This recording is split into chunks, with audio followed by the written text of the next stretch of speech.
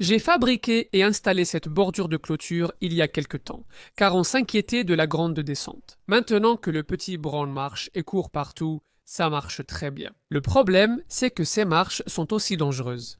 Donc, nous aimerions trouver un moyen de fermer cette partie supérieure du jardin pour empêcher le petit Brown d'accéder aux endroits dangereux. Donc, ce à quoi je pense, c'est une sorte de portail ici, une sorte de clôture le long d'ici. Et puis, par ici. Je souhaite remettre de la verdure à la place de ce que j'ai enlevé en construisant la pièce de jardin.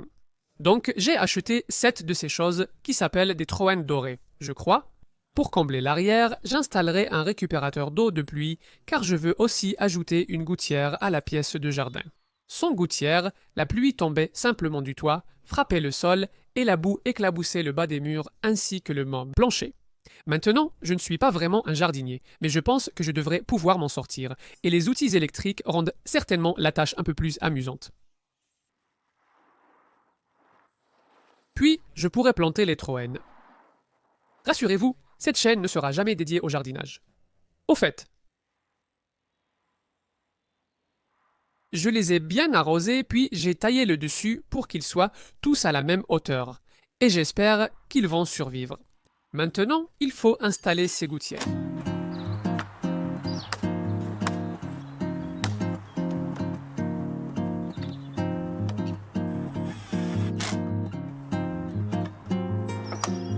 J'ai vu une astuce pour plier la gouttière à l'endroit voulu, puis la couper avec une lame de couteau.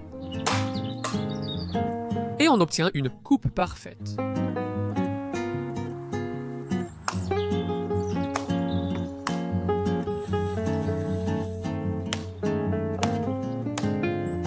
Cette vieille dalle servira de base à mon récupérateur d'eau.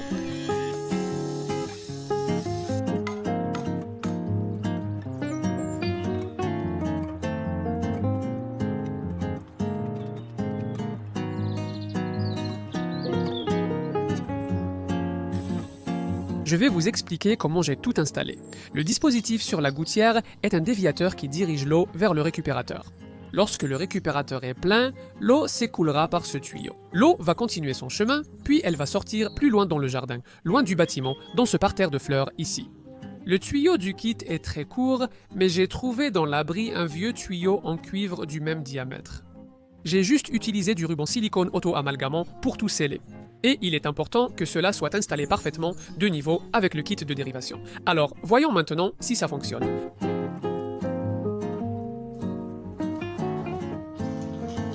Excellent. Là, en bas, je suis presque sûr d'avoir quelques vieux poteaux récupérés. Ils ne sont pas en très bon état, avec beaucoup de trous de clous, mais je pense pouvoir utiliser les meilleures parties.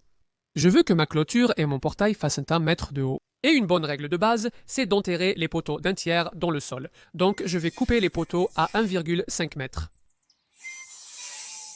Faire ces coupes à 45 degrés formera une belle pointe en haut, ce qui aidera à évacuer l'eau.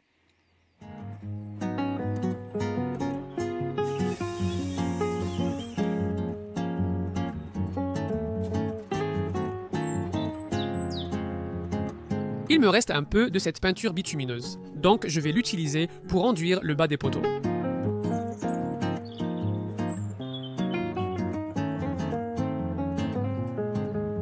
J'utiliserai du postcrète pour sceller les poteaux. Et j'aime en mettre un peu au fond avant d'ajouter le bois, juste pour m'assurer que tout soit bien enrobé.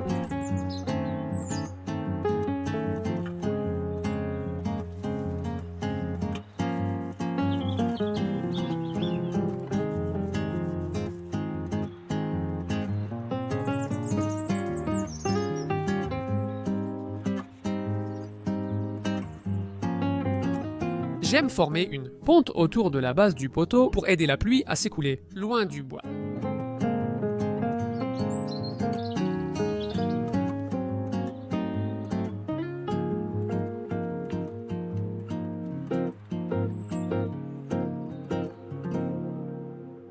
Chaque fois que je fais ce travail de pose de poteau, je suis toujours surpris de voir à quel point c'est rapide et facile. Ceci est surtout dû au béton prêt à l'emploi. C'est un peu plus cher que d'utiliser du béton. Et on pourrait dire que ce n'est pas aussi solide que le béton, mais ça fait certainement gagner beaucoup de temps. Et pour ce petit travail, j'ai utilisé 4 sacs au total, donc le coût était d'environ 22 livres sterling, ce qui n'est pas trop mal. C'est un nouveau jour maintenant et il semble que j'ai fait du bon travail en installant tous ces poteaux, bien droits et bien de niveau. Cependant, en les regardant maintenant, je trouve qu'ils sont un peu hauts, donc je vais peut-être essayer d'en couper un peu sur le dessus.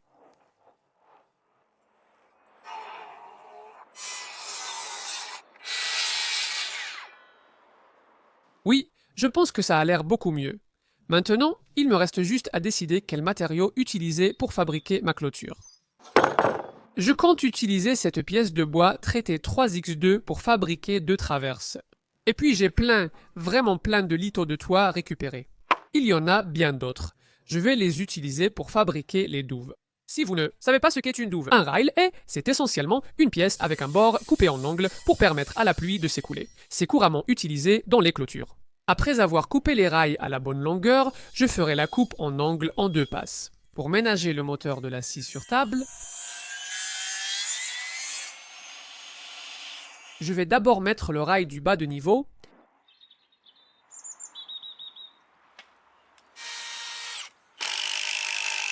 puis poser quelques vis à béton de 150 mm, principalement car je n'avais pas de longues vis à bois, mais pour moi, elles ont toujours bien fonctionné et sont très robustes. Ensuite, je peux décider de la longueur de mes planches. Et je veux laisser un espace suffisant au-dessus du sol pour éviter que l'humidité ne se transfère lorsque l'herbe est haute. Je coupe d'abord les extrémités propres de chaque tasseau. J'incline la scie à 45 degrés, j'aligne l'endroit à couper, puis j'installe une butée simple pour me permettre de couper. Retournez la pièce à 180 degrés et faites une autre coupe pour former une belle pointe.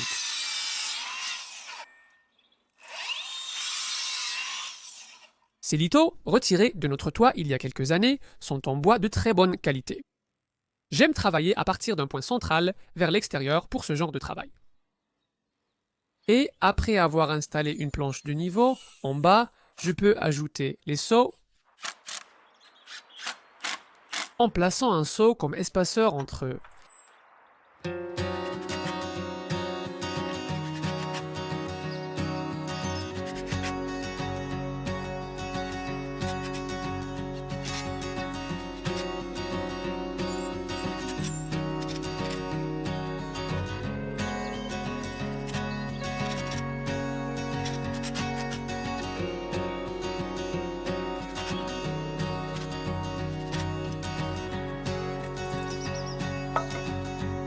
Il est temps de fabriquer le portail. J'ai des lattes de toit rose de 50 mm parfaites pour traverses et renforts. Cela peut paraître étrange, mais en quelques mois, le rose deviendra gris.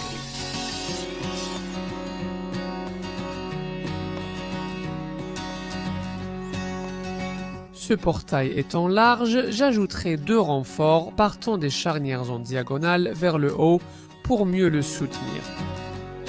J'utilise une chute de tasseau comme cale sous la traverse inférieure pour qu'elle soit toute alignée. J'utilise de la colle à bois extérieure, ce qui rendra le portail très solide et rigide.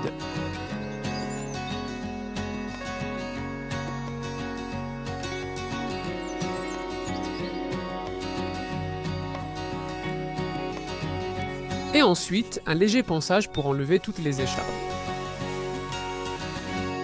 Maintenant, si j'installais le portail de ce côté, ce serait certainement plus joli vu de la maison. Le problème, c'est que ça ne rend pas bien à côté de la clôture, donc je pense que je vais le mettre dans l'autre sens.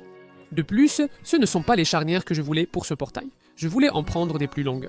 Idéalement, je pense qu'il faudrait des charnières qui fassent environ la moitié de la largeur du portail, mais comme celui-ci est assez léger, je pense que ça ira.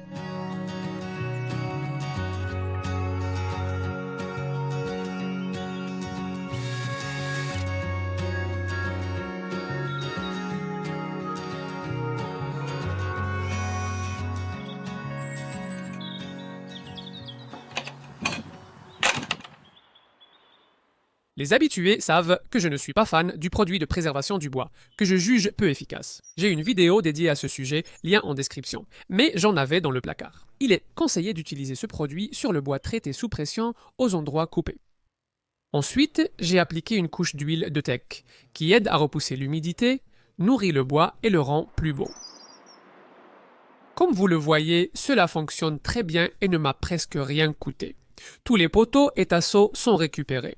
Le 3x, 2 provenaient d'un projet précédent. J'ai payé 22 TDAV pour le béton, 15 hêtes pour les charnières et loquets, 30 livres pour le récupérateur d'eau environ, 50 livres pour les gouttières et 100 livres pour les haies de Troen.